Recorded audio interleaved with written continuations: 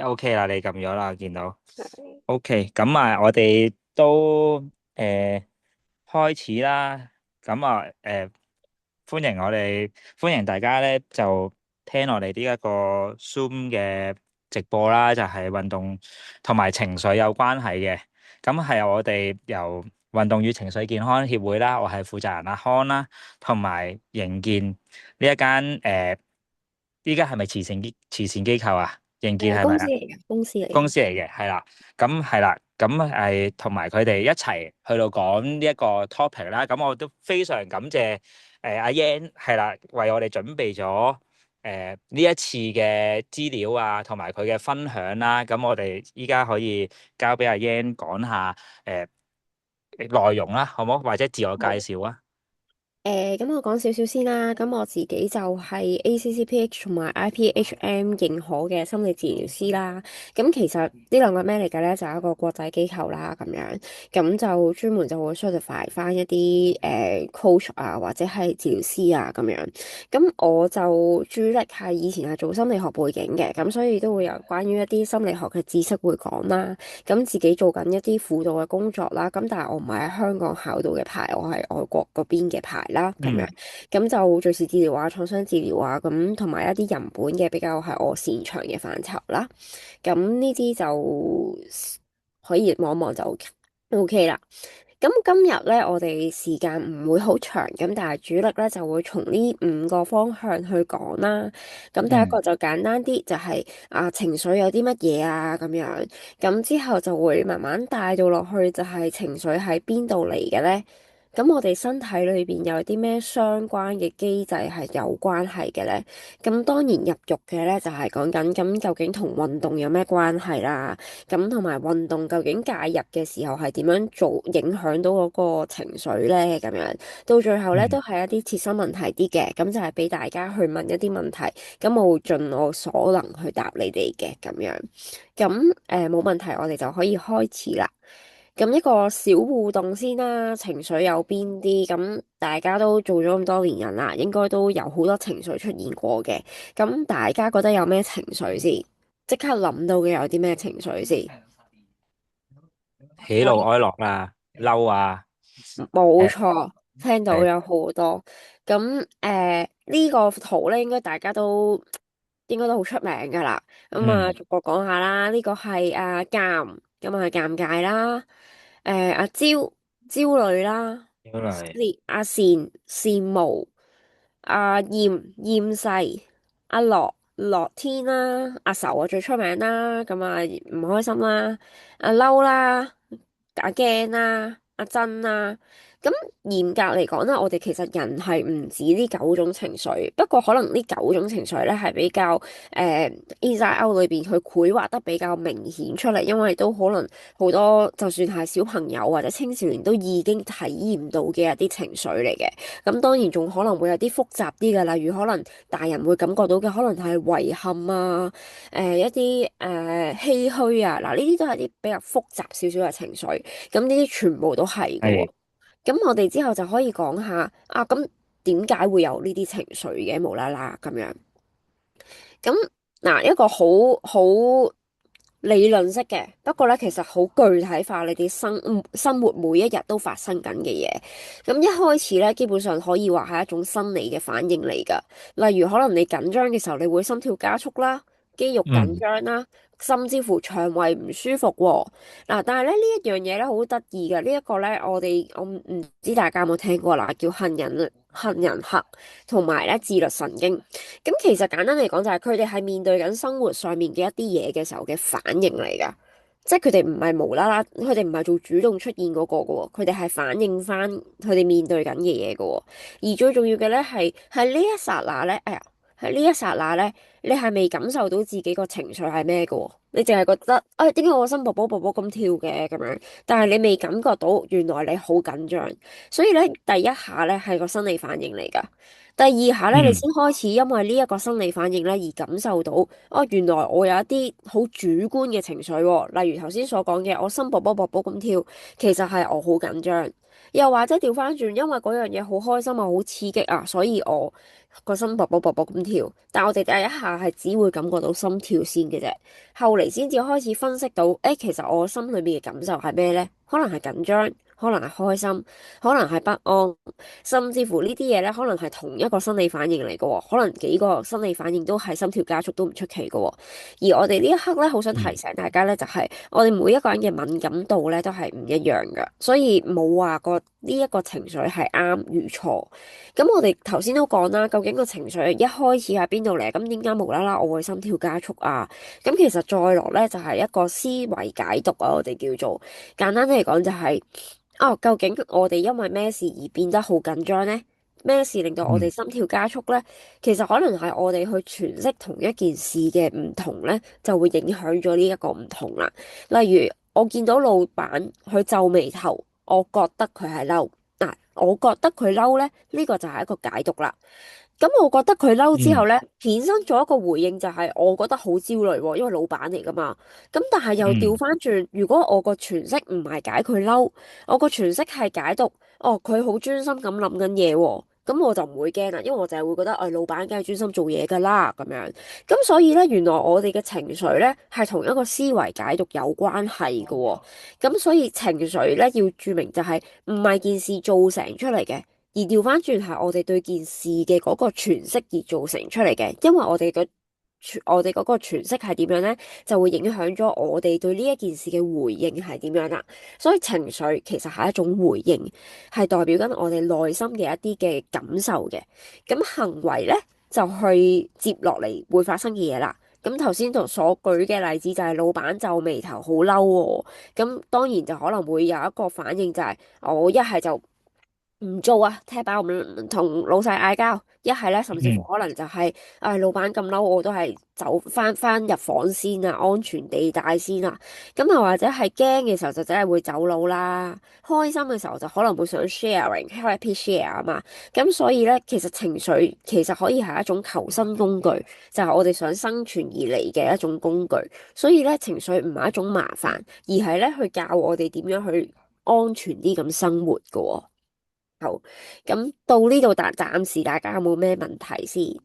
有，好，想睇即係情緒正常，我聽過咧就係話，其實情緒嚟嘅時候，其實你就要接受佢，你就唔應該係覺得呢個情緒嚟啊，我即係例如我好唔唔應該開心，抗拒佢。係就我就係啦，唔應該抗拒佢，你應嗯。該係要接受，你要知道自己嗰一刻嗰個情緒係比較緊要嘅，呢係咪咁樣？個講法其實係好合理㗎。點解咁講呢？就好似我哋呢一個圈咁講啦，其實佢係一種求生工具。佢就好似即係當你面對住可能你詮釋咗個老闆係好嬲，對你嚟講係危險嗯，㗎嘛呢件事。咁如果你係。不斷就係同自己講話唔得，我唔可以俾自己咁驚㗎，我唔可以俾自己咁驚㗎。咁其實調翻轉就係你忽略咗個身體想去提示你嘅嗰種危險咯。即嗱，係誒嗯，好我你講。另外仲有個就係我諗翻起嗰本咧《被討厭的勇氣》嗰本書係。咧，你激嗯。嬲咗嗰個人，佢嬲咧係佢選擇嬲係佢嘅問題，即係佢係。嗰本書係咁樣教，係啦，所以就係即係咁係佢心理學上嚟講，其實你唔需要理會佢嬲唔嬲嘅，即係其實我誒哋就唔需要理會個老闆嗰啲眉頭眼額嘅，係啦，嗱，呢一個咧有少少我知你有，因為我有睇《被討厭的勇氣》啦。佢講緊嗰個其實有少少就係課題分離。咁佢講緊嗰部分咧就係講緊，既然係佢嘅事，咁唔應該影響到我嘅情緒。咁但係咧嗯喺呢一個場景底下咧，我覺得係可以睇另外一件事嘅，就係咁個老細嬲係咪真係會影響到你先？即係打個比喻，就係如嗯，果你喺森林裏面有隻獅子響到，個獅子而家好嬲。咁講真嗰句，你可唔可以由得隻獅子嬲你唔驚啊？係好難我明白，做到呢件事噶嘛。佢因為隻係獅子嬲係真係會影響到你個生命安全噶嘛。咁所以你嗰刻你驚係好正常噶。相反，你同自己講，喂，我唔好驚，唔好驚，同隻獅子打過啦。其實係唔理性同埋係疏忽咗個情緒帶俾你嘅嗰個導向噶嘛。咁但係只哦，不明明，過佢被討厭的勇氣講緊嘅嘢就係、可能係一啲人際關係，有時係我哋諗多咗。個老闆係，嬲，其實未必關你事㗎喎。個老闆嬲係佢可能嬲緊自己點解賺唔到錢嘅啫喎，未必關你事㗎喎。又或者佢就算真係攞你嚟發脾氣，都唔係你錯㗎喎，佢只不過係攞嚟出氣啫嘛。咁其實嗯，就點解要俾佢影響到你咧？即係係，佢係一個咁樣嘅帶出嘅咁樣咯。嗯，明白明白，係啦，咁我哋可以去後邊睇多少少啦。咁呢個咧可能複雜少少，如果有問題可以隨便問啊吓。咁呢個就都幾關因間我哋提及到運動嗰個機制事嘅，就講多少少就係關於個情緒其實影響咗身體嘅邊個部分，又或者係身體嘅邊一個機能，其實就係影響緊個情緒，因為身心咧係互相聯繫嘅，咁所以咧身體會影響情緒，情緒亦都會影響翻身體喎。咁我哋就一齊睇下啦。咁第一樣嘢咧就叫做杏仁核，咁佢咧我就俾咗個名佢，就叫做情緒警報器。簡單嚟講咧，佢就係好似一個 detector 咁樣，佢會去 detect 到有危險啦，有威脅啦，咁佢就會感覺到好驚啊、嬲啊或者好焦慮啊咁樣。所以咧，佢嗯基本上係成個身體裏面咧，當有事發生嘅時候，佢係第一個會被啟動嘅一個 system 嚟㗎。而且咧，佢個一活躍嘅時候咧，咁就即係話佢比起你諗到嘅理性思考咧，係會更加快噶。所以點解啲人話你一緊張咧，你諗唔到嘢就係咁解啦。咁然後就嗯會講啊，一個例子咧就係頭先我都有講嘅，就係你可能有時咧係感覺到心跳加速，你先至開始發覺，哇，其實我好驚喎，我驚個程度我可以從心跳有幾快嚟去表現到出嚟喎。其實就係因為嗰個杏仁體啦。咁嗯另外一樣嘢咧，又都係同杏仁體一樣有影響到嘅喎，就叫做前額葉。咁可能之前都有人聽過，有一啲病咧都係同前額葉有關係嘅。咁佢本身係負責做啲咩嘅咧？就頭先所講嘅，好似理性分析啦、判斷啦、思考啦呢啲嘅。咁所以調嗯翻轉咧，佢就好似一個緩衝器咁樣，佢係愛嚟調節你嘅衝動。又或者係平衡翻頭先所講嘅嗰啲情緒嘅，所以越冷靜咧，前額葉就越活躍。咁調翻轉講啦，咁如嗯果你情緒越爆嘅時候，其實就即係話你個杏仁體勁過你個前額葉咯。咁所以就變咗你嗰刻可能就會俾嗰個情緒主導咗啦。咁呢兩樣嘢咧，其實都影響緊下面呢度所講嘅自律神經噶喎。咁所以自律神經咧有分兩種啦。咁呢個可能大家都有聽過，都出名嘅，就係講緊交感神經。咁就嗯係一有壓力咧，就會有戰或逃呢一個反應。咁一啲生理反應好明顯，就係心跳加速、呼吸變快、血壓上升，或者係甚至乎頭先所講嘅胃痛啊、腸胃不適啊咁樣啦。咁呢一啲咧都係一啲比較明顯同埋比較 common，當有壓力嘅時候咧會出現嘅一啲症狀嚟㗎。所以咧，我唔知大家知唔知而家有啲 apps 咧，去話係戴喺嗰個手錶度一個 apps 咧，就係可以 check 你即時嗰個壓力係幾多。咁其實佢做緊個原理係咩咧？就係從你嗰個心跳嘅頻率去感受你同平時嗰個分別係幾多，然後去估計你個壓力承受緊幾多。咁你就會知道，哦，原來佢就係用緊交感神經呢一套啦，咁樣。咁副交感神嗯經係乜嘢一回事咧？其實就同佢係好似一個舒緩器咁樣啊。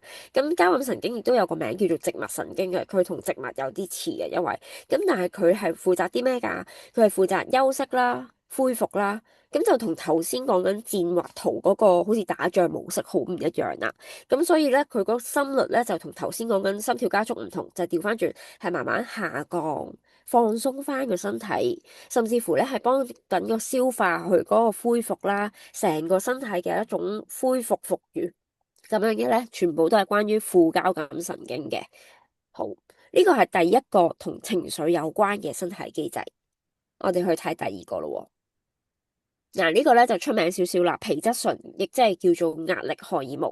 咁佢咧，嗯人哋有好多人都話覺得啊，講明壓力一定係唔好嘢啦咁樣。但係其實唔係噶喎，皮質醇咧，如果控制得好嘅話咧，其實佢係維持緊一個新陳代謝噶喎，而且佢係有一個抗發炎同埋一個調節翻免疫系統嘅個功能喺度噶。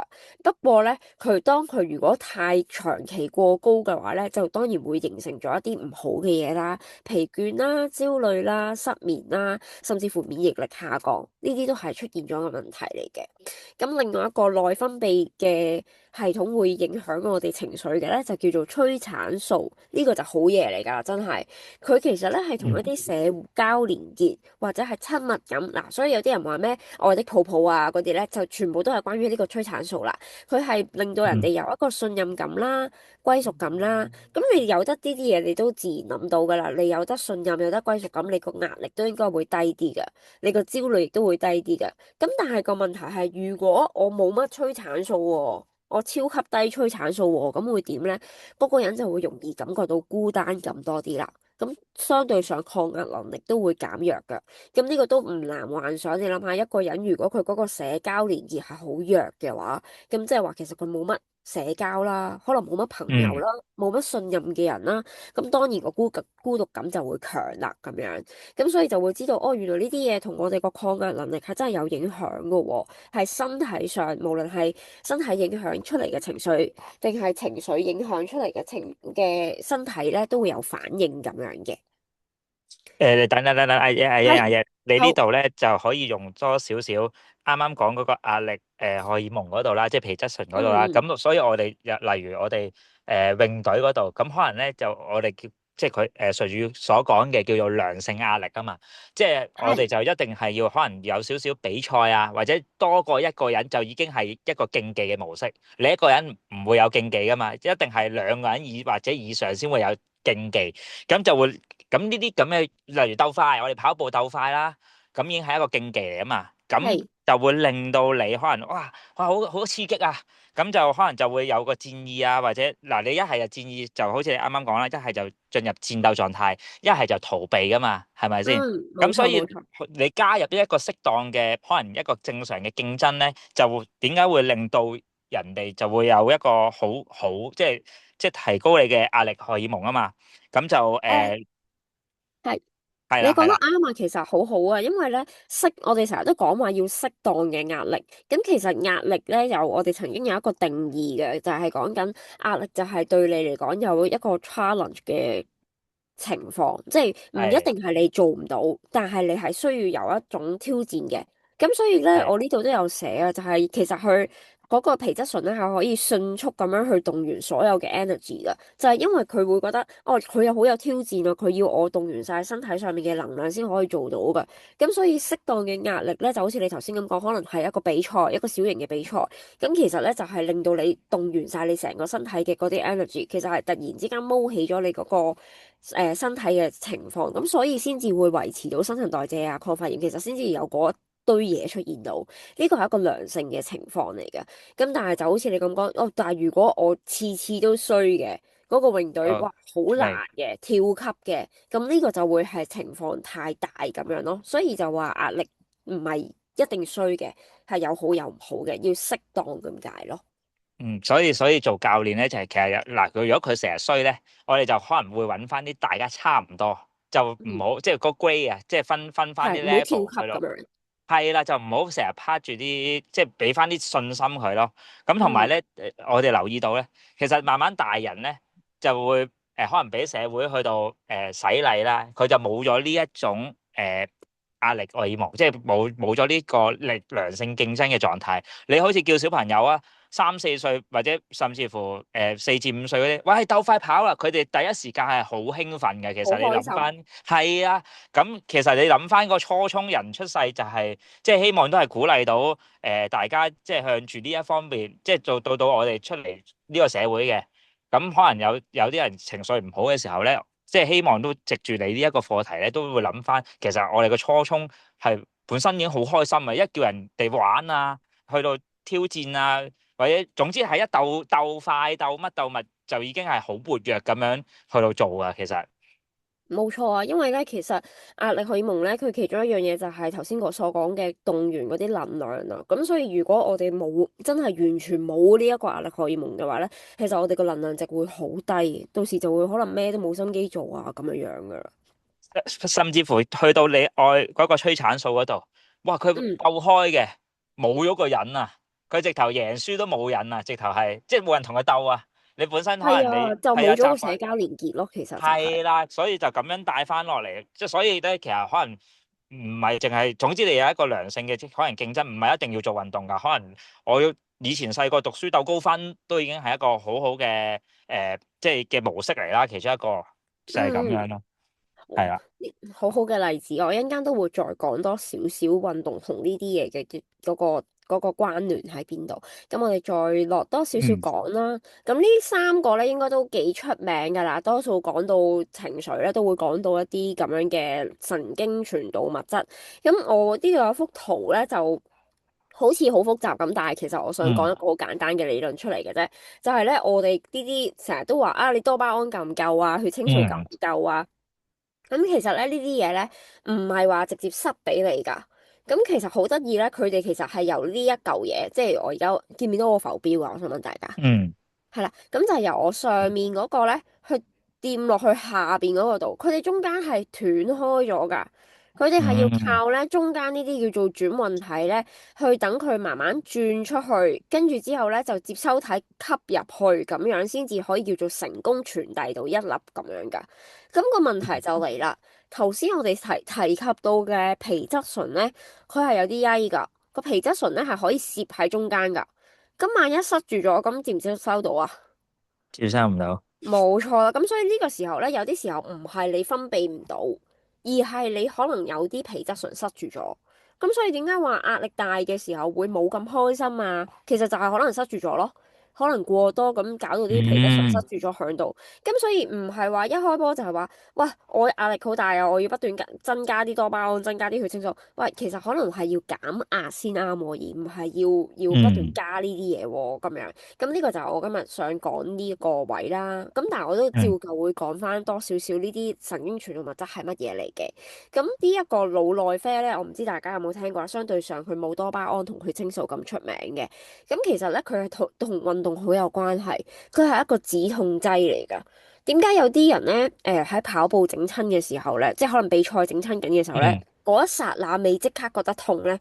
但係可能到完咗之後，佢可能會突然間覺得痛都唔出奇嘅喎。咁其實咧就係因為佢嗰一剎那咧，佢嘅腦內啡其實係好足夠噶，所以咧佢個耐力係增加咗，令到佢好堅持可以繼續做到落去。咁但係咧，嗯當佢身體唔夠或者退翻落嚟冇咁高漲嘅時候咧，佢就會感覺翻嗰個身體嘅疼痛啦。咁但係如果你話唔係喎，我嚴重不足喎，佢其實甚至乎係會影響埋你嗰個睡眠障礙添㗎。咁所以佢其實呢個止痛劑就好似一個舒緩、一個放鬆劑咁樣樣。你夠嘅時候咧，你就會夠放鬆啦、夠快樂、夠開心啦，甚至乎可以幫你去承受一啲辛苦嘅嘢添嘅。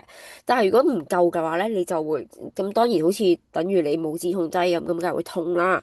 咁而且仲會影響咗你一啲本身可以放鬆、恢復身體嘅嘢嘅。咁而多巴胺咧，有好多人都淨係覺得佢係開心嘅嘢，咁但係其實嗯最重要嘅咧，佢係一個如果你去聽嘅話咧，甚至乎佢係一個會上癮嘅嘢嚟㗎。點解咁講啊？因為佢係同動力啦、獎勵機制啦，同埋一個期待感有關嘅。咁你諗下，嗯好似小朋友咁，佢梗係想可能想要貼紙啦，想有人讚啦。咁當有貼紙有人讚嘅時候，咁佢下一次咪想更加努力咯，咪會更加有動力去做更好咯。咁佢都會更加期待，可能佢唔再驚默書考試噶啦，因為佢會期待緊，哎，我默書啦，我又有機會可以有攞貼紙啦，咁就會多咗呢啲嘢，咁就會感覺好似好開心咁。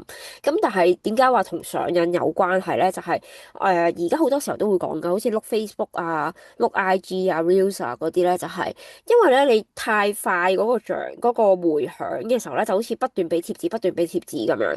個小朋嗯友可能變相就係我淨係為住個貼紙而去追，我就係想要貼紙、貼紙、貼紙。我根本上就唔係做，唔係想做其他嘢。我日日夜夜就淨係諗個貼紙。就好似而家啲人點解好似話我放唔低部手機啊？就係因為佢不斷淨係個腦諗緊呢一啲獎賞咯。對佢嚟講係一啲好快有回饋嘅嘢啊咁樣。咁呢度都嗯，講啦。咁所以咦，我係咪打錯字？我打錯咗呢個過高同過低添，唔好意思啊。過高先啱調轉咗，啊呢個。係過高啊，嘅話咧，就係會衝動啦，因為就好似我頭先咁講，你幻想一個上咗癮嘅人啦，咁上咗癮嗯嘅人，佢為咗得到佢想要嘅嗰個獎勵嘅時候咧，佢一定會變得好衝動急或者好躁，躁、係啊，好急躁咁樣樣嘅。但係如果嗯過低嘅話咧，一個人冇晒動力，咁咪變咗好似就咁瞓喺度啊咁樣。所以有一啲病咧，好似抑鬱症啊咁樣樣嘅時候咧，其實就係會有呢一個冇動力嘅狀態，其實就係佢多巴胺都唔夠嘅狀態啦，咁樣唔會做咩都冇興趣啦，所以就話其實有其中一個病徵就係連本身以前好中意做嘅嘢都變得冇興趣，咁其實就係呢啲嘅症狀啦。咁到後最後一個都最出名噶啦，就係血清素。咁呢個咧就係佢講緊嘅係一種幸福感、認同感同埋歸屬感，相對上咧係比起動力啊嗰啲係高一個層次嘅。佢可能係同人有關係多少少嘅，即係有冇人呢一個幸福感咧好特別嘅喎，唔係淨係講緊你自己吸取到幾多嘢，更加多咧有啲時候可能係你俾到人嘢咧都有一種幸福嘅感覺嘅喎。即係可能你好愛一個人嘅時候，你可以為佢付出，呢一個都係一種幸福感嚟嘅喎。但係認同感都係啦，要有人認同你，你先至會感覺到。點解有啲人會？所以點解都係嗰句啦。有一啲抑鬱症嘅患者咧，佢哋會覺得啊，我做咩都冇用啊，我做咩都唔夠係啊，好啊。嗱，呢個就係佢喪失咗認同感。不論社會有冇俾認同感佢，但係當刻佢自己感覺唔到認同感，咁所以佢當刻就係會覺得自己做咩都唔夠。其實佢冇咗呢樣嘢，更加唔會有歸屬感啦，唔會有頭先我所講嘅嘢，佢可以為人哋付出而感覺到幸福啦。因為佢覺得自己做唔到啊嘛，佢都冇，甚至乎覺得，唉，我為咩人付出，我都付出唔到，我冇能力啊咁樣。咁其實就係一次過就係喪失咗呢啲嘢咯。咁所以都係抑鬱症患者主要就係冇咗多巴胺同埋血清素，或者唔可以叫冇咗，而係失衡。就好似我頭先講嘅呢一嚿嘢，總言之間唔理係唔夠呢啲嘢啊，定一還是係有嘢塞住咗啊，定一還是係中間邊一個過程發生咗問題。總言之間就係佢冇辦法由上面呢嚿傳到落去下邊呢嚿，或者傳到嘅嗰個數量太少，咁就會發生咗頭先所講嘅嘢啦。咁所以會有焦慮啦、抑鬱啦，情緒都會好容易波動。你諗下，佢不斷都係唔開心同埋緊張嘅，咁點會唔波動咧？咁樣足夠嘅話咧，就係情緒好穩定啦，咁樣樣啦。咁呢個位有冇問題？我又有喎，要好啊。你講起抑鬱症，嗱，抑鬱症咧，我有接觸過，佢其實嗰個小朋友咧好有 talent 嘅，即係喺嗯，某一個運動上邊，我之前都有講過喺另外一個訪問度，但係佢就係有抑鬱症，即係佢，但係係，咧佢唔知自己贏嘅，即係佢係誒，即係佢嘅心理狀態咧，佢誒突然間又會有一刻咧就係、就話隻腳痛嘅。咁其實係，佢冇問題嘅，咁但係佢就贏咗咧，佢又冇問題嘅喎，佢其實好犀利嘅喎，會攞第一嘅喎，咁佢係好有天分嘅。咁最終咧，佢突然間咧，我教佢，佢就會笑啦。但係我唔係因為係咁讚佢，哇！你游得好好呢啲，即係你做得好好啊！呢啲都唔關事嘅。但係我係因為我啲 program 咧太過悶啦，佢就同我講話好悶啊。咁佢又會係。笑喎，調翻轉。咁我又另外有聽過一個抑鬱症嘅人咧，佢係原來係用阻力訓練，即係用一啲可能做 gym 嘅訓練，就會可以抗到抑鬱咯。嗯係啦，呢一個係我都之前我都有，因為我都比較有興趣嘅，因為我咁啱又因為我哋機構啦，所以我就接觸多咗唔同嘅 case 啦，即係關於情緒啦，咁我自然就會揾啲資料。喂，其實如果遇到抑鬱症係點樣用運動去解決，我都有揾過噶。咁我就嗯嗯。就發現咗佢哋係阻力訓練，即係可能做 gym 做大隻，佢哋係抗到抑鬱喎。咁我呢一個都可以。即係可能留個 topic 俾大家，可能諗下係點解，即係我自己，我唔係好犀利啊呢一方面嘅知識，咁我就係知道你咁啱講起抑鬱症，我又諗到運動，我可以講俾你聽下咯。呢個咧就真係要留條尾巴，我後面有啲相關嘅嘢可以講下，可能可以解釋到呢個現象嘅，係啦。咁我逐個你繼續，係係我你講多次。你 keep 住佢啊，咁樣就哦，OK OK。咁而家我就開始講啦，運動點樣介入咧？其實都係翻去頭先嗰幾個機制度嘅，咁但係就講運動點樣可以針對呢啲嘢去做啦。咁頭先我哋有講過杏仁核啦，情緒警報器有講過噶嘛。咁頭先講到佢係一個 sensor 嚟噶嘛，去 detect 到嗯危唔危險啊嗰啲咁噶嘛。咁但係咧好得意就係有啲時候佢係過度警覺噶，即係好似你嗰個警鐘唔鳴嗰個狀態咁樣噶。咁所以咧，我哋其實原來規律運動咧係可以減低到呢個反應力噶。咁所以有啲時候咧，你就會我哋。唔咁科學講出嚟咧，簡單啲嚟講就係嗯我哋可以穩定到我哋個情緒，冇咁容易嗯緊張，淡定啲。其實就係呢一個杏仁核咧，佢其實就係降低咗嗰個敏感度、嗰個反應度㗎啦。咁後面嗯咧就有一個前額葉，頭先都講過啦，佢係負責理性思考嗰啲咁樣噶嘛。嗱，呢一個嗯咧係一個研究已經帶出咗嚟噶啦，就係佢係一個有氧運動啦。至於乜嘢係有氧運動，可能要問下教練佢哋會清楚啊吓。有氧嗯運動咧就係可以提升嗰個前額葉嘅血流量，咁就會令到咧嗰個思考啦、判斷力能力咧係會增強。即係不次一次又一次咁增強，唔係淨係嗰一次嗰一剎那嚇，係一種鍛鍊嚟嘅。咁所以呢兩個我哋本身就話咗，佢哋係會影響嗰個自律神經噶嘛。咁而家嗯就解釋翻少少啦，因為運動本身咧就好似頭先我舉過一個例子咧，就係喺森林裏面有隻獅子，係咪？咁你見嗯到佢，你要走佬啦。其實你走佬呢一樣嘢就已經係一種運動啦。咁所以咧嗯呢一個位咧，其實佢已經係消耗緊你嘅嗰啲壓力反應。咁即係話簡單啲嚟講，就係你嗰啲皮質醇咧，其實喺嗰一剎那已經出緊嚟噶啦，已經走緊噶啦，佢幫你散發緊出去噶啦。咁所以佢係一定係減少緊你身體本身累積緊嘅嗰個戰或逃嘅能力，即係嗰個面對壓力嗰個能量，嗯佢已經一定係幫你減低緊噶啦。咁如果你仲要係一個規律運動咧，就更加係令到呢一個交感神經咧，佢會更加明白，哦，而家冇乜特別嘅，而家係運動緊，而家操練緊嘅啫。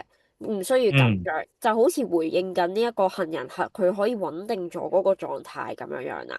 咁同時間咧，下邊嗰個副交感神經咧，就係佢因為運動完啊嘛，咁你會攰啦，係咪？運動完當嗯然就會攰，攰完之後你就會唞啦。咁所以咧，佢係會更快咁樣去啟動咗嗰個副交感神經修復嘅嗰個回應嘅。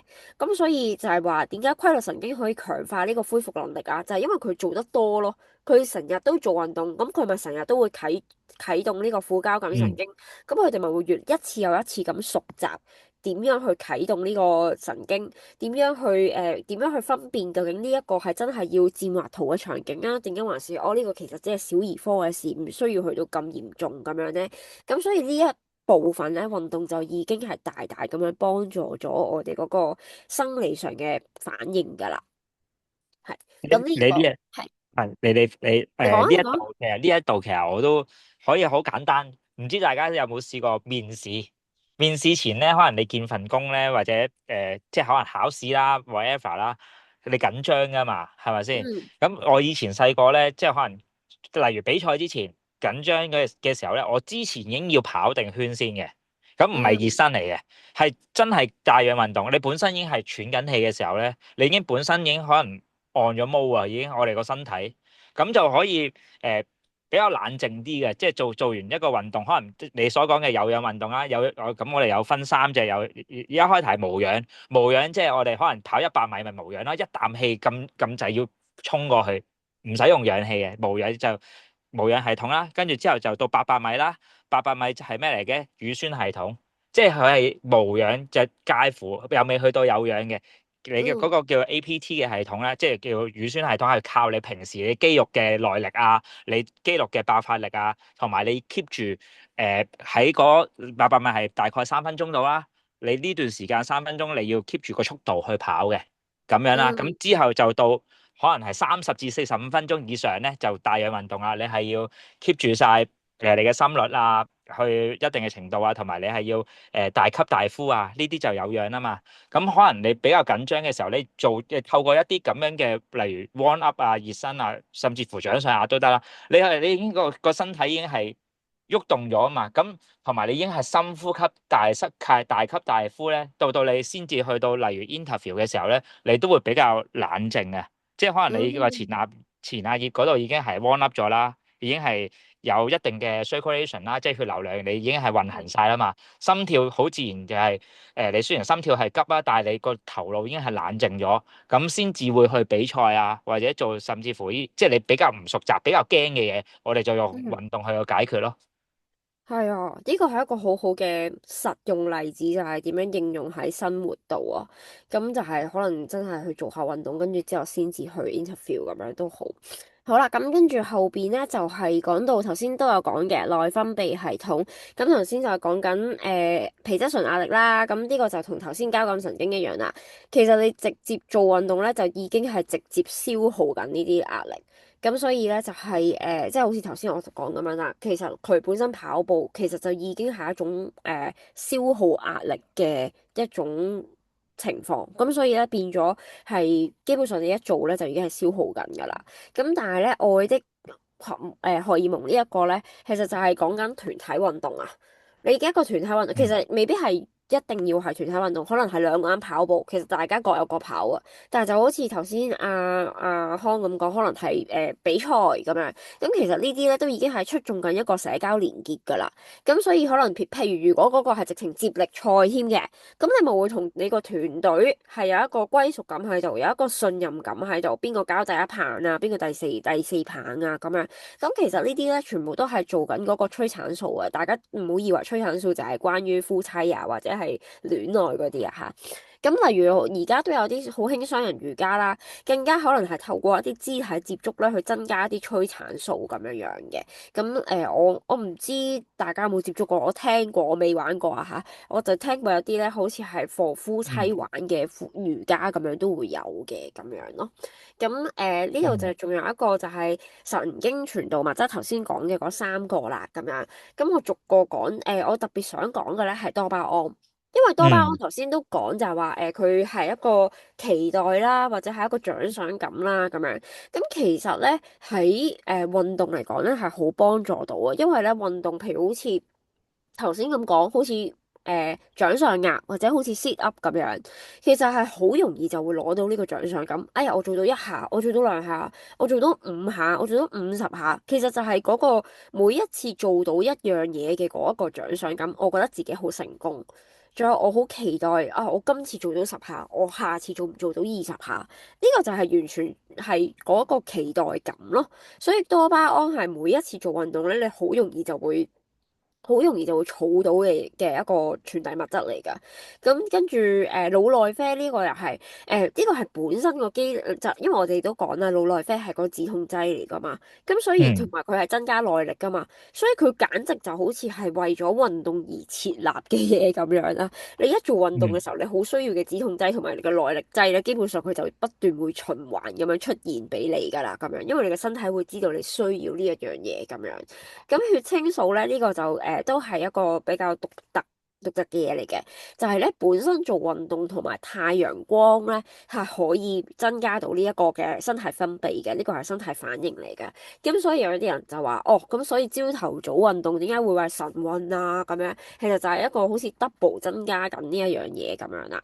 咁所以呢三個都係比較點解做運動好容易會令到一個人會輕鬆啲啦、舒服啲啦，就係因為咁解啦。咁頭先咧，阿康有講過就係點解話一啲抑鬱症患者可能就係做一啲阻力運動會好似都幫到佢哋抗抑鬱咧？其實咧好可能就係因為嗰個耐力嘅問題，即係咧你俾嗯咗一個 challenge 佢啊。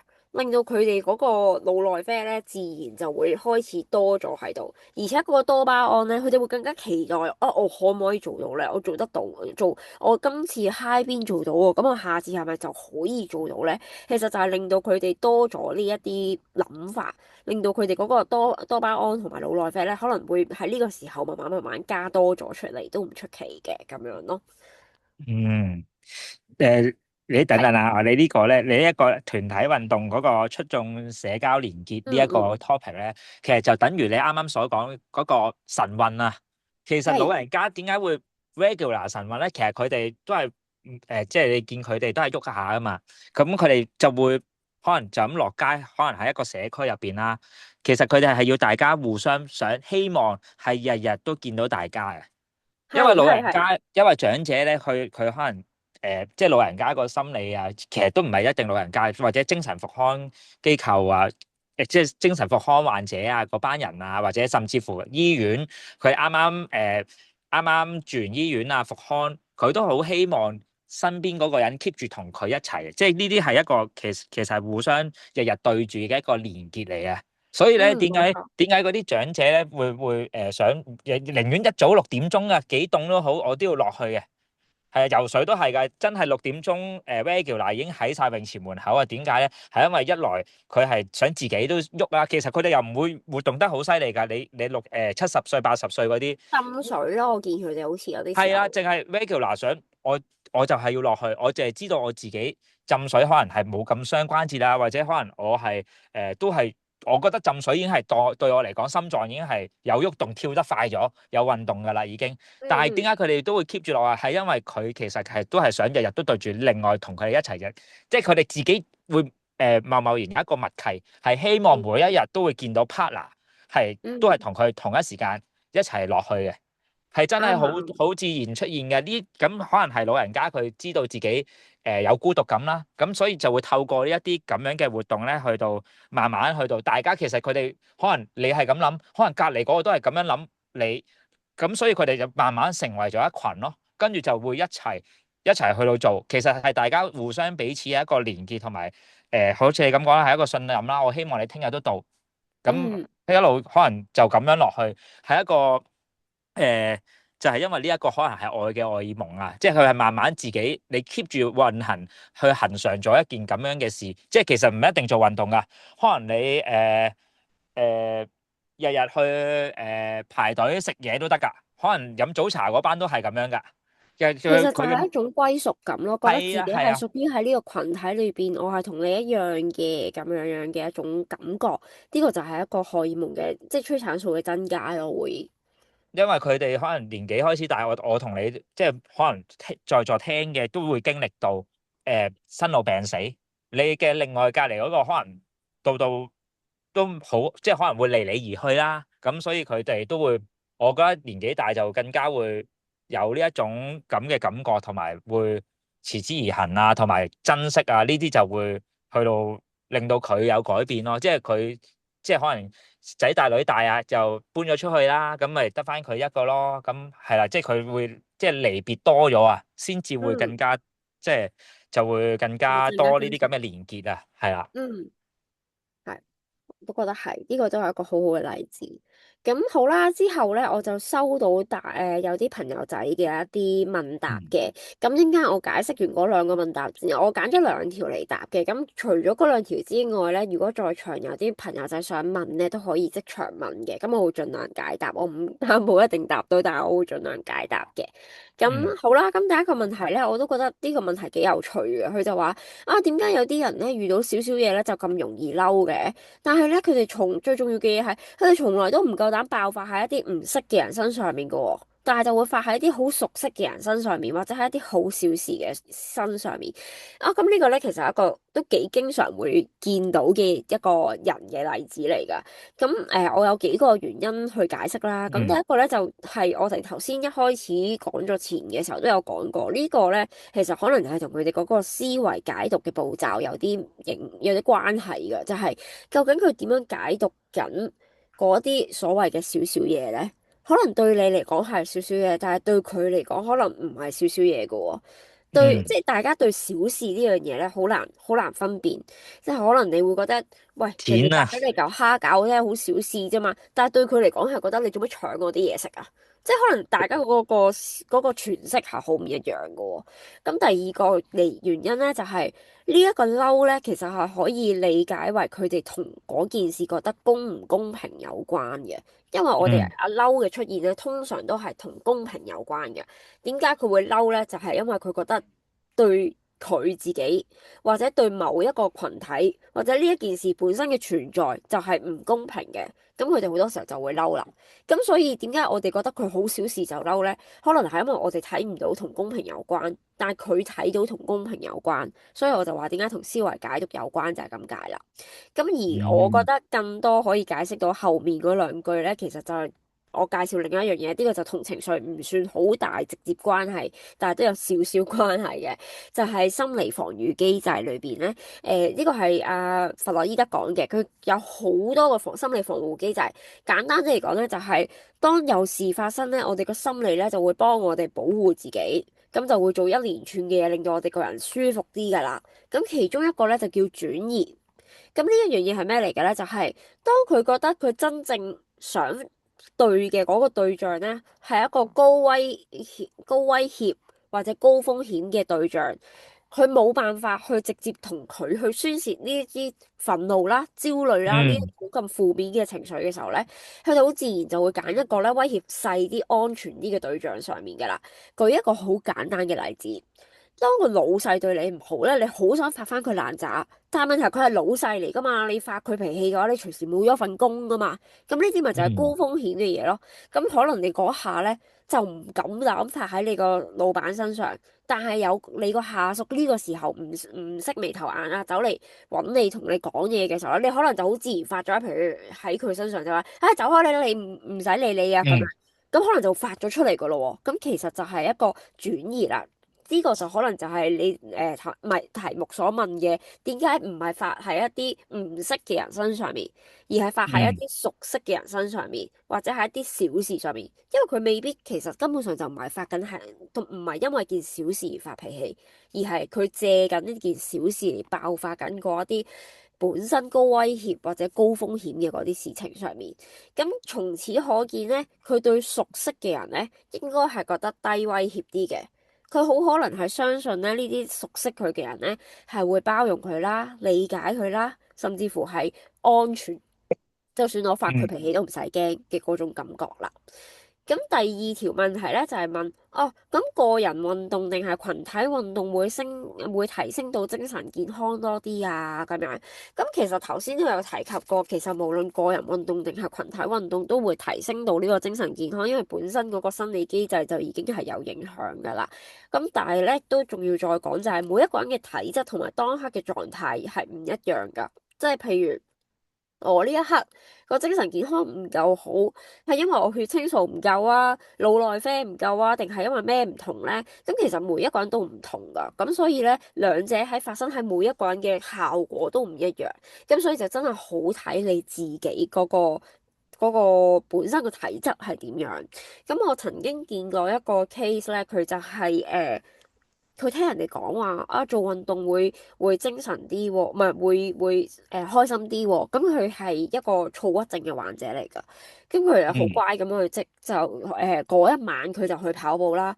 跑完步之後佢就同人呻啦，就話冇用嘅跑步，我都冇特別開心到嘅咁樣樣。咁但係其實個問題就係你只係跑咗一次步。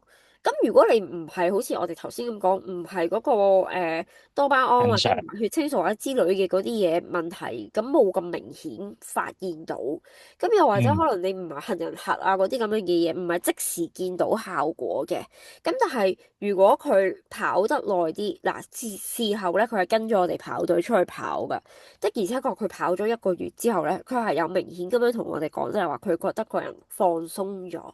嗱，佢唔係話開心咗噶，但係佢係話放鬆咗，即係呢一個就係一個唔同嘅效果咯。好可能就係嗱，其實我都唔係好，即係我冇辦法劏開佢個人去知道究竟佢係邊樣嘢提升咗啦。但係至少嗯佢講放鬆咗咧，好明顯就已經係改善咗佢嘅情緒。好可能係因為佢同人嗰個連結多咗啦，因為佢係同我哋一齊去跑啊嘛。咁所以可能係嗯社群增加咗，令到佢嗰個個感覺舒服咗，都唔出奇嘅喎。咁所以咧，喺每一個嘅人身上面咧，都好睇佢個狀態同埋體質嘅。但係咧，好多嘅研究已經表明咗，基本上任何形式，而且係規律運動嘅話咧，係一定會改善到情緒嘅。不過大家要留意係規律運動，即係你唔好打算就係話，哇！我今日打咗羽毛球，我應該今晚翻去會好開心。即係唔係呢回嗯事咯，係恒常去做嘅。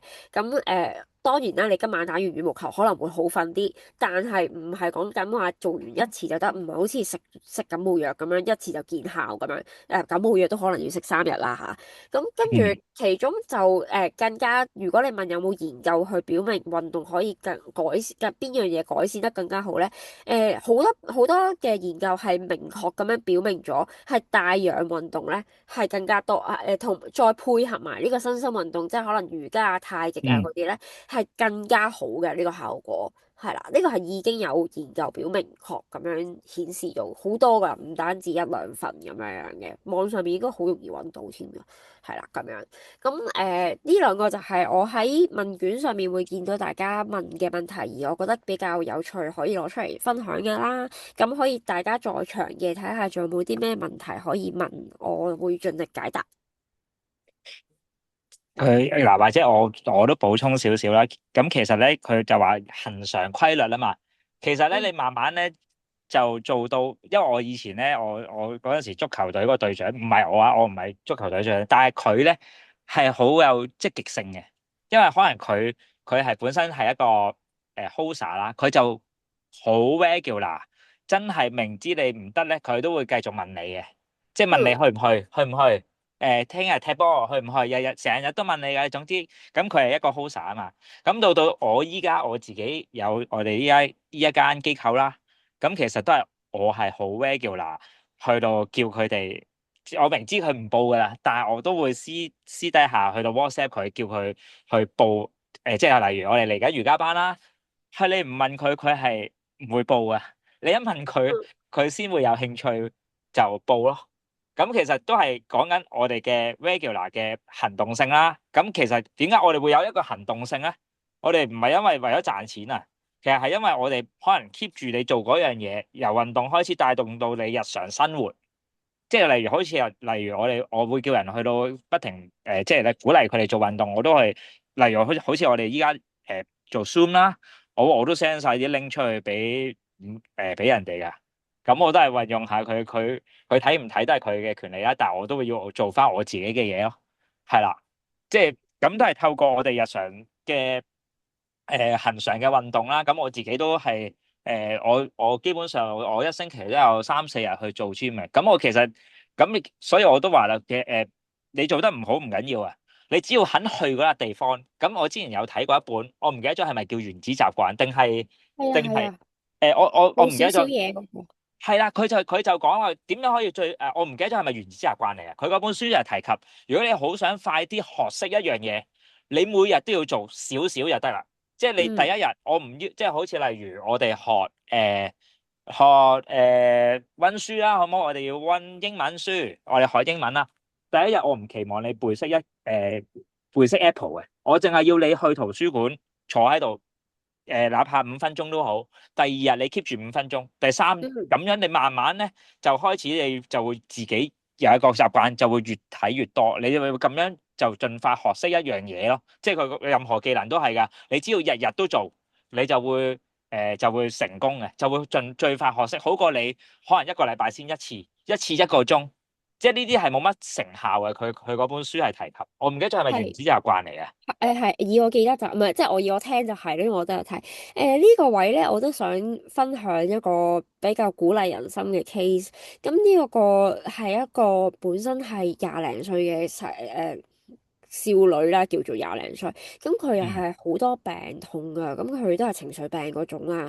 咁佢其實就長期都出入醫院。咁大家都知啦，喺醫院裏面基本上運動量可見冇乜幾多啦。嗯就算佢去做嗰啲物理治療師帶佢落去嗰啲物理治療室，可能都只係得個零2個鐘咁樣，唔會好多，而且做嘅量都係好少啦。咁佢一嗯出院之後咧，佢就攤咗喺屋企，就差唔多成個月都冇出過街。咁跟住之後咧，有一次咧，就係佢出街嘅時候咧，佢形容俾我聽咧，就係佢行一段15分鐘嘅路程，即係喺佢以前細個行15分鐘完全冇問題啦。但係嗯，佢嗰一次行15分鐘，佢20幾歲啫喎，佢發覺自係。己喘氣喎，但係條哦。路係冇暗斜㗎，即係佢覺得佢好接受唔到。喂，點解我20幾歲我行15分鐘喘晒氣嘅？我同啲老人家冇分別喎，大佬，可能仲衰過啲老人家。佢仲要形容俾我聽，佢唔係急步行喎，佢好慢好輕鬆咁樣行嘅啫喎。咁跟住嗯佢就接受唔到。咁佢嗰下咧就突然之間就即係好似呢一樣嘢去開動咗佢個模式啊！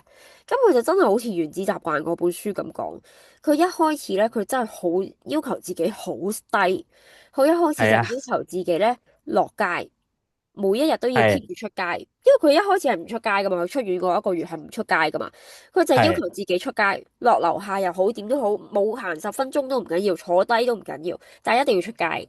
慢慢咧，佢就開始行路，即係至少要行夠10分鐘，行夠30嗯分鐘，慢慢增加落去。到佢同我傾偈嘅時候咧，其實佢係同我一齊慢跑緊，已經係講緊由沙田跑到去唔係，係由火炭跑到去大圍嘅嗰段路，佢跑咗45嗯分鐘。即係佢再講翻呢一段事情俾我聽，就係佢已經經歷咗一段咁長嘅時間，係由15分鐘喘氣去到最後係可以同我一齊慢跑45分鐘嘅事情咯。係啊，所以我覺得哦，呢樣嘢係真係好睇到嗰個規律運動係好型，係可以點樣由一件好細、好細、好細嘅事情，慢慢慢慢就可以鍛鍊到出嚟。係啊，係啊，咁喺度我都再講啦，我哋差唔多埋尾啦。咁我哋做運動咧，其實都係即係其實都唔係做運動啊。你只要有能力咧，其實係可以付出得更加多。其實好可能坊間好多人都係，佢本身可能知道要做運動噶，但係始終都冇人叫佢做啫嘛，或者冇咗個 partner 叫佢做啫嘛。係咪先？咁所以咧就係、即係我哋點解會致力提供，即係因為個社會啊，都係去翻埋尾啦。因為社會始終都係俾食，即係可能我哋成年人啊，或者都市人，始終都係為兩餐啊，一定係要去到揾食啊。咁可能慢慢就俾個社會去到洗禮咗啦。咁同埋電話啦，電話呢一方面又係會令到我哋就成日去到睇電話。咁啊變咗有咩，同埋啲資訊太快啊，咁好容易俾啲社交媒體啊，或者自己個電話去帶動翻晒所有情緒。咁點解會咁容易帶動到情緒咧？即係源於你冇咗自我咯。咁所以嗯我就係我哋係有能力嘅，就希望都係透過做嗱，我哋唔做其實都冇人做噶。即係我哋唔做，我哋做咧，可能我哋辛苦少少一段時間，係但係我哋可能都會影響到我哋身邊10個人一齊做運動。咁如果但係我連我哋都唔做，嗱，好似你哋咁樣，你哋分享用一個心理，可能做輔導啊，或者可能都係 target 係可能負面情緒有情緒病嘅人啊。咁如果連你哋都唔做咧，可能個社會都會係更加多即係唔好嘅方向啊，或者信息出咗嚟咯。咁其實係會傳染嘅，所以我哋去翻社交嗰度，其實你做運動，我相信都係會傳染嘅。即係你只要叫到一個人做，咁嗰個人肯跟你做都好啊，佢可能都會叫佢朋友都會陪下佢。即係希望我哋透過一啲好少嘅行動，希望都係喺我哋個社會嗰度出少少力啦。即係希望都係幫助到個社會帶向啲正向嘅思維度啦。咁我相信心理輔導方面都係啦。咁同埋咧負面情緒嗰度咧，點解會講情緒？因為負面情緒依家越嚟越年輕化，即係嗯唔係以前可能係我哋經歷嘅樓價大跌啊、沙士啊，或者甚至乎可能Covid 呢啲咁負面係成年人經歷㗎嘛。細路仔嗰陣時，我唔知自己做緊乜嘢嘅喎，係咪先？淨係知要戴口罩咯咁樣咧。但係依家唔係啦，即係依家係可能有啲好少嘅問題，佢哋已經係好大嘅反應啊。咁係點樣造成嘅咧？係因為社交媒體咯，我覺得係，即係同埋個資訊去得太快啊，同埋網上嘅言論啊。因為就係咁樣咧，就即係佢可能打一句啫嘛，但係嗰個人打嗰個人都冇心嘅，但係好明顯聽即係睇嗰個人係有意喎，即係 get 到你捉落，即係 touch 到佢嘅心，咁佢可能就會偏向咗唔好嗰方面啦。咁所以可能我哋就透過呢啲運動開始，又慢慢就，所以點解要搞運動咧？即係我哋機構啊，就係因為gather 到一班人啦，即係甚至乎唔係運動噶，我哋搞多啲唔同各式各樣嘅誒班啊、興趣班都好啊。咁都係我哋嘅 target 咧。我相信你哋都係嘅，我相信營建都係嘅，都係想 target 到一班人，維係到一班人去到 regular，去到帶動翻佢改變翻個人生啊，或者改變翻個思想都唔緊要啊。改變完之後咧，係希望佢哋都係出到少少力，係都可以改變翻更加多嘅人，去到如此類推落去咯。即係呢一度都係我哋都係好多謝你哋為我哋機構去到講呢一個今日呢一個議題啦。咁同埋你哋心理學家讀過心理學係比較易明白啲啦，即係可能會用一個誒學術性方面去到解釋啦。因為運動我哋都唔會講到，我哋淨係知，喂，不如做運動啦，做運動開心。咁可能當中點解會成事啊？點解你會做運動會舒緩咗嘅？咁你就可以解釋得到啦。咁嗯可能我哋嚟緊都希望同到你哋即係合作多啲啦。咁我哋啱啱呢嗯度都係講多啲，可能我哋 regular 可能係傾偈嘅，即係可能係喺 YouTube 度，大家可能有啲問題或者唔使一定係出樣啊，或者我哋投稿，可能有啲乜嘢講出嚟，可能有時真係講咗出嚟就爭好遠嘅，有啲嘢係你唔講屈埋，你又唔做運動，又唔睇。咁如果我同阿 Yan 你都唔做，營建又唔做，我哋機構又唔做，咁咪少咗個途徑。其實嗯係啦，即係我哋肯做，我哋唔係話好似超人咁改變晒成個社會啦，根本冇可能啦。咁但係你唔做就一定係冇可能咯。係啊，即係你唔做，根本成件事都一定係唔成事，但係只會係越嚟越個社會氣氛係一定會影響下一代咯。咁我自己有小朋友，我都唔希望我下一代嘅即係我自己下一代係因為睇到一啲唔好嘅信息而改變到佢成個人生咯。咁所以呢一個都係我點解會都希望盡下少少綿力啦，真係一個綿力去到即係大家搞。其實你哋都好好啊，你肯接受我哋機構嘅邀請嚟講呢個 topic 咧，都係我都預咗冇人睇，但係希望萬一接觸到嗰個人係有興趣睇嘅時候，佢真係會睇得到，而可以改變咗咁成個人生。佢會即係明啊，或者舒緩到啊，開解到佢本身嗰個唔好嘅思想諗法，咁都係可能我同你今日嘅呢一小步咯。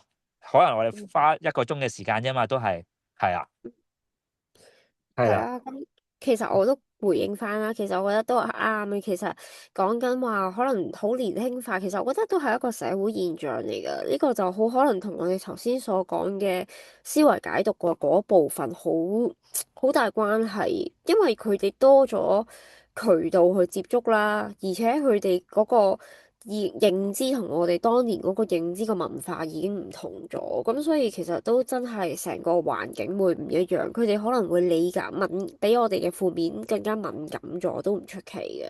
咁同埋最重要嘅係佢哋個渠道可能比我哋更加，因為就好似我咁講，我哋細個邊度會有咁多注重情緒嘅嘢，咁所以我哋誒可能都會忽視咗我哋下一代有冇呢啲嘢咧，因為我哋當年冇啊嘛。